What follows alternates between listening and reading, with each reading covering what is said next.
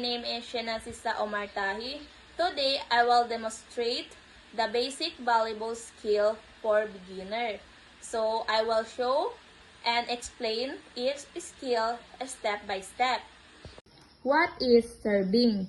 Serving is the skill used to start the game by hitting the ball over the net to opponent.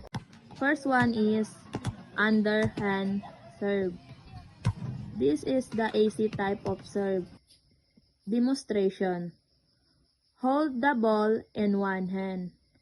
Swing the another hand form below. Tips. Keep your eyes on the ball. Swing your arm like a pendulum. Hit the bottom of the ball. Second one is overhand serve. This serve is the stronger than underhand. Demonstration. Through the ball, struggle upward. Hit the ball with your open hand. Tips. Keep your hand firm. Follow through after hitting.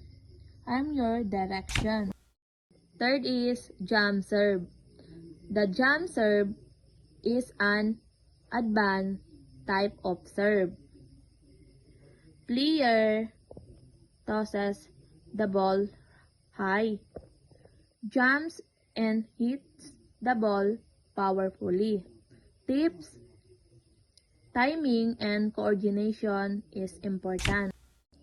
Serving is important because it starts the rally. That's all. Thank you.